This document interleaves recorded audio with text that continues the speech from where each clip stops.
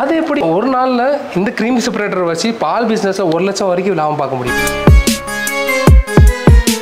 இப்போ வீட்டில் உள்ள பெண்களும் வந்து பார்த்தீங்கன்னா இந்த மாடே இல்லைன்னா கூட இந்த மிஷின் வச்சு நல்லா ப்ராஃபிட் பார்க்க முடியும். மாடே இல்லாமல் பிஸ்னஸ் சார் மேனுவலாக பண்ணால் 3 to 4 days ஆகும் சொல்கிறீங்க. இந்த க்ரீம் செப்பரேட்டர் மெஷினில் பண்ணால் மட்டும் எப்படி 1 hourல முடியுது?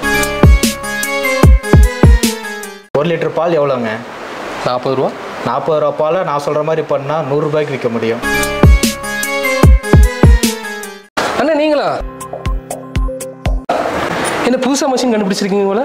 ஆமாம், இது வந்து பார்த்தீங்கன்னா ஆல்ரெடி நம்ம இதில் கம்பெனியில் ரெகுலராக போயிட்டு இருக்கிற ப்ராடக்ட் தான். ஓகே. இப்போ இது வந்து பார்த்தீங்கன்னா க்ரீம் செப்பரேட்டர் அப்படின்னு சொல்லுவோம். இப்போ இந்த ப்ராடக்ட்டுக்கு வந்து இப்போ நம்ம ஏன் இந்த வீடியோ நம்ம பண்ணுறோம் அப்படின்னா ஸ்பெஷல் ஆஃபர்ஸ் கொடுக்க போகிறோம். ஸ்பெஷல் ஆஃபர் பரவாயில்லையே. ஆஃபர்ஸ்லாம் ஓகே புரியுது. ஆனால் வந்து க்ரீம் செப்பரேட்டர்னு சொல்கிறீங்க, எதுலேருந்து க்ரீம் செப்பரேட் பண்ணுறதுக்கு இது யூஸ் ஆகும்? ஓகே, இது வந்து பார்த்தீங்கன்னா கறந்த பாலிலிருந்து க்ரீம் செப்பரேட் பண்ணுறதுக்கு நம்ம யூஸ் பண்ணுறோம். ஓகே. இப்போ நார்மலாக வந்து பார்த்தீங்கன்னா ஒரு வெண்ணெய் எடுக்கணும், ஒரு நெய் பண்ணணும் அப்படின்னா இப்போ பழைய ட்ரெடிஷ்னல் மெத்தடில் எப்படி பண்ணுவாங்க அப்படின்னா பால் எடுத்துப்பாங்க, பாலை காய்ச்சி தயிர் பண்ணுவாங்க, தயிர்ல இருந்து அடுத்து வெண்ணெய் அடிப்பாங்க, அடுத்து வெண்ணெயில இருந்து அடுத்து நெய் பண்ணுவாங்க.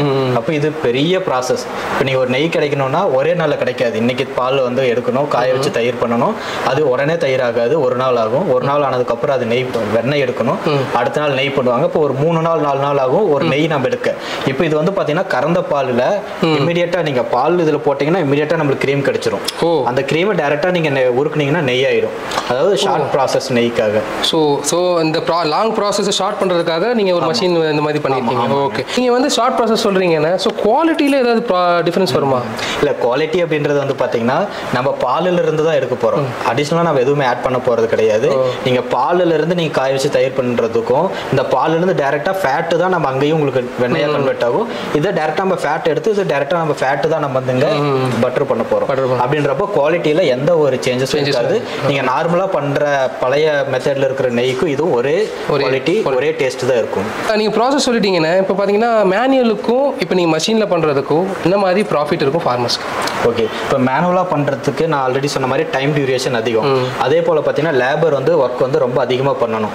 இப்போ வந்து பால் எடுத்து காய வச்சு தயிர் பண்ணி அதுக்கப்புறம் அதுலேருந்து வெண்ணெய் எடுத்து அதுலேருந்து நெய் பண்ணுறதுக்கு அங்கே நிறைய லேபர்ஸ் நம்மளுக்கு தேவைப்படும். இப்போ இது வந்து பார்த்துட்டிங்கன்னா டிஃப்ரென்ஸ் வெரைட்டி நம்மள்ட்ட இருக்குங்க. மினிமம் யூஸ் பண்ணுறாங்க அப்படின்றப்போ 60 லிட்டர்ஸ் இருக்குது. அதுக்கு அடுத்த லெவல் பண்ணுறது 165, 325, 600, 1000 கஸ்டமைஸ்டாக நம்ம எவ்வளோ பெருசு வேணாலும் நம்மளால பெரிய டைரிக்கு கூட பண்ணி கொடுத்துட்ருக்கோம். அப்படின்றப்போ நீங்கள் டேரெக்டாக இதில் பால் போட்டால் போதும் உங்களுக்கு க்ரீம் செப்பரேட்டாக ஆகிடும். அப்போ மேன் பவர் வந்து இங்கேயே இருக்கணுமானா தேவையில்லை. அடிஷ்னல் பக்கத்தில் வேறு ஒர்க் பண்ணிட்டு கூட நம்ம இதனால் இதை பார்த்துக்க முடியும். அப்போ மேன் பவர் வந்து செப்பரேட்டாக இதுக்கு தேவையில்லை, ஒரு ஆளே நம்மளால மேனேஜ் பண்ணிக்க முடியும். அதே போல் வந்து பார்த்தீங்கன்னா இப்போ நீங்கள் தயிர் போட்டு பண்ணுறீங்க அப்படின்னா ஒரு பாலில் நீங்கள் தயிர் போட்டு வெண்ணெய் எடுத்துட்டிங்கன்னா அந்த பாலை மறுபடியும் நீங்கள் தயிர் எதுவும் பண்ண முடியாது, மோராக மட்டும்தான் கன்வெர்ட் பண்ண முடியும்.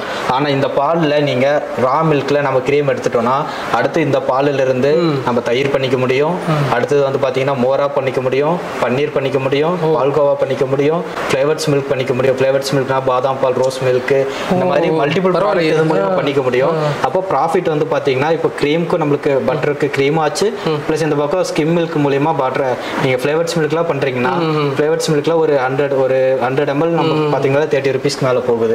அப்படின்றப்போ அது 1 லிட்டரு அது பார்த்தீங்கன்னா உங்களுக்கு 100 ரூபீஸ்க்கு மேலே கன்வெர்ட் ஆகும். அப்போ உங்களுக்கு வந்து ஹியூஜ் ப்ராஃபிட்டாக நம்மளுக்கு வந்து வரும். சூப்பர்ண்ணா, பரவாயில்லண்ணா. சார் நீங்கள் வந்து சொல்லியிருந்தீங்க நம்ம இதுக்கு முன்னாடி பேசணும்ல பிஎம்சி பற்றி சொல்லியிருந்தீங்க, அது வந்து ஃபார்மர்ஸ்க்கும் யூஸ் ஆகும், ஒரு பிஸ்னஸ் பண்ணுறவங்களுக்கும் யூஸ் ஆகும். அது மாதிரி இந்த மிஷின்ஸ்க்கும் அந்த மாதிரி பர்பஸ்? ஆமாங்க. இப்போ அது வந்து பார்த்தீங்கன்னா இப்போ நீங்கள் ஸ்டோரேஜுக்கு பிஎம்சி வந்து எல்லா ஒரு பால் பிஸ்னஸ் பண்ணுறவங்களுக்கு ஒரு பேசிக்கான மிஷின்ஸ்னு சொல்லியிருந்தேன். அதோட பேசிக்கான மிஷின்ஸ் அப்படின்றது க்ரீம் செப்பரேட்டர். ஓகே. இப்போ நீங்கள் ஒரு பால் பிஸ்னஸ் பண்ணுறீங்கன்னா சரி, இல்லை நீங்கள் பால் மாடு வச்சிருக்கீங்க, இப்போ பால் எக்ஸஸ் ஆகுது, இப்போ நீங்கள் அதில் ஸ்டோரேஜ் பண்ணிக்கலாம் பிஎம்சியில்.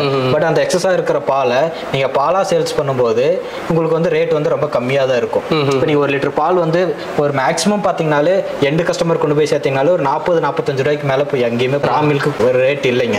அப்படி இருக்கும்போது நம்ம ப்ராசஸ் பண்ணால் இப்போ நீங்கள் தயிராக பண்ணும்போதோ பன்னீர், ஃப்ளேவர்ஸ் மில்க்கு, பால்கோவா அந்த மாதிரி பண்ணணும்னா இதில் நீங்கள் க்ரீம் செப்பரேட் பண்ணதை எல்லாமே நம்ம பண்ணணும்னு சொல்லியிருக்கோம். அப்போ உங்களுக்கு க்ரீம் ஒரு ப்ராஃபிட்டாக இருக்கும். அப்போ அது போக உங்களுக்கு வந்து அந்த பை ப்ராடக்ட்ஸ் பண்ணும்போது மினிமம் 1 லிட்டர் பால் வந்து வந்து 100 rupeesக்கு மினிமம் 100 rupees நம்மளால கன்வெர்ட் பண்ண முடியும். அப்படின்றப்போ நீங்க நார்மல் பால் 40 ரூபாய்க்கு விற்கிறதுக்கு 60 ரூபா உங்களுக்கு ப்ராஃபிட்டே ஜாஸ்தியா இருக்கு. அது இல்லாம பாத்தீங்கன்னா இப்போ மாட்டு பண்ண வச்சிருக்கிறவங்களுக்கு இந்த மாதிரி.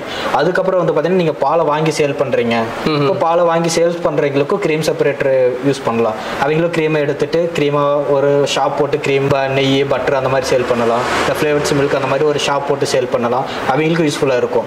இதே நீங்கள் ஒரு டைரி போயிட்டீங்க அப்படின்னா நீங்கள் சின்ன டைரியிலிருந்து பெரிய டைரி, இப்போ நீங்கள் ப்ரைவேட் டைரி இப்போ ஆவினா இருக்கட்டும், மில்கி மிஸ்ட் ஹட்சன் அந்த மாதிரி நீங்கள் பெரிய டைரி எடுத்துட்டிங்கன்னா எல்லா கம்பெனிலையுமே பார்த்தீங்கன்னா க்ரீம் செப்பரேட்டர்ன்றது ஒரு ஸ்டார்டிங்குமே க்ரீம் செப்பரேட்டர் தான். இப்போ அவங்க க்ரீம் பட்டர் எல்லாமே வந்து பார்த்தீங்கன்னா நம்ம க்ரீம் செப்பரேட்டர் மூலியமாக தான் பண்ணுவாங்க. அப்படின்றப்ப இந்த க்ரீம் செப்பரேட்டர் ஒரு பால் தொழில் எடுத்துட்டிங்கன்னா ஒரு இன்றியமையாத ஒரு ப்ராடக்ட். அதே போல் வந்து பார்த்தீங்கன்னா இப்போ நான் வந்து வீட்டில் இருக்க ஒரு லேடி இருக்காங்க அப்படின்னா அவங்க வந்து ஒரு வீட்டில் ஒரு பிஸ்னஸ் பண்ணணும் அப்படின்னு பார்ப்பாங்க. அப்போ அவங்களுக்கு வந்து பார்த்தீங்கன்னா ஒரு க்ரீம் செப்பரேட்டர் எடுத்து லோக்கலில் பால் கலெக்ட் பண்ணிக்கலாம். இல்லை என்கிட்ட ஒரு மாடு 2 மாடு இருக்கு, பால் வந்து நான் எடுத்துட்டு இருக்கேன் அப்படின்னா அவங்களும் ஒரு க்ரீம் செப்பரேட்டர் எடுத்து இந்த மாதிரி ப்ராடக்டாக பண்ணி அவங்களால சேல்ஸ் பண்ண முடியும். சூப்பர்னா பரவாயில்ல. லேடிஸ்லாம் பார்த்தீங்கன்னா வீட்டில் யூஸ் பண்ணலாம்னு சொல்லியிருக்கீங்க. ஸோ மினிமம் ரிசோர்ஸை வச்சு யூஸ் பண்ணிக்கலாம். இப்போ லேடிஸ்லாம் யூஸ் பண்ணுறதுனால இது மெயின்டைன் பண்ணுறதுக்கு எந்த மாதிரி ப்ராசஸ் இருக்குன்னு சொல்ல முடியும்? இப்போ இதுக்கு வந்து மெயின்டெனன்ஸ் அப்படின்றது வந்து பார்த்தீங்கன்னா ஒரு டைம் நம்ம யூஸ் பண்ணதுக்கப்புறம் கிளீனிங் மட்டும்தாங்க மெயின்டெனன்ஸ். நீங்கள் எல்லாமே பவுல் எல்லாமே பார்த்தீங்கன்னா SS304 தான். எதுவுமே ரஸ்ட் ஆகாது. ஃபுட் கிரேட் மெட்டீரியல் தான். நீங்கள் எல்லாத்தையுமே ஈஸியாக ரிமூவல் பண்ணிக்கிற மாதிரி தான் நம்ம வந்து கொடுத்துருக்க. எல்லாமே ஈஸியாக ஃபிட்டிங் பண்ணுற மாதிரி தான். நீங்கள் அது வந்து ஈஸியாக எடுத்துக்கலாம். எல்லாமே நீங்கள் வாட்டரில் வார்ம் வாட்டர் போட்டு க்ளீன் பண்ணிட்டீங்கன்னா எந்த ஒரு ப்ராப்ளமும் இருக்காது. நீங்கள் ரன் பண்ணிக்கிட்டே இருக்கலாம். ஓகே, மெயின்டெனன்ஸ் ரொம்ப ஈஸி. ஸோ நம்ம ஸ்டார்ட் பண்ணும்போது பார்த்தீங்கன்னா ஆஃபர்ஸோடய ஸ்டார்ட் பண்ணோம். இதை யூஸ் எல்லாம் பற்றி நல்லா சொல்லிட்டீங்க. இந்த மாதிரி நீங்கள் ஆஃபர்ஸ் ப்ரொவைட் பண்ணுறீங்கன்னு சொன்னாங்க. இப்போ ஆஃபர்ஸ் வந்து பார்த்தீங்கன்னா நம்ம ஸ்டார்டிங் ப்ரைஸ்லேருந்து நம்ம 3000 வரைக்கும் இப்போ ஆஃபர்ஸ் வந்து கொடுத்துட்ருக்கோம். இப்போ நான் சொன்னதோட பார்த்தீங்கன்னா இன்னும் உங்களுக்கு டீட்டெயில்ஸ் வேணும், வேறு டெக்னிக்கல் டீட்டெயில்ஸ் வேணும்னாலும் சரி, இல்லை ப்ராடக்ட் டீட்டெயில்ஸ் வேணும்னாலும் சரி, நாங்கள் வந்து ஸ்க்ரீனில் வந்து நம்பர் கொடுத்துருப்போம். அந்த நம்பர் கான்டாக்ட் பண்ணுங்க. நம்ம சேல்ஸ் டீம் இருக்காங்க. எங்களுக்கு கிளியராக உங்களுக்கு எக்ஸ்பிளைன் பண்ணுவாங்க. இப்போ ப்ரைஸ் என்ன ப்ரைஸ் போயிட்டு இருக்கு, அதுலேருந்து டிஸ்கவுண்ட் ப்ரைஸ் என்ன போயிட்டு இருக்கு, எல்லாமே உங்களுக்கு கிளியராக எக்ஸ்பிளைன் பண்ணுவாங்க. முன்னாடி சார் கூட பார்த்தீங்கன்னா பிஎம்சி மஷின் பற்றி பேசினோம். அதுக்கப்புறம் பார்த்தீங்கன்னா க்ரீம் செப்பரேட்டர், இது எல்லாமே பார்த்தீங்கன்னா ஃபார்மர்ஸ்க்கு பால் பண்ண வச்சிருக்கவங்களுக்கு எப்படி யூஸ்ஃபுல்லாக இருக்குன்னு பார்த்தீங்க. இதே மாதிரி ப்ராடக்ட்ஸ் நம்மகிட்ட நிறைய இருக்கு. இதே மாதிரி இன்ட்ரெஸ்டிங் வீடியோஸ்க்காக லைக் பண்ணி ஷேர் பண்ணுங்க. அதுக்கப்புறம் ஃபாலோ பட்டன் தட்டுங்க. தேங்க்யூ.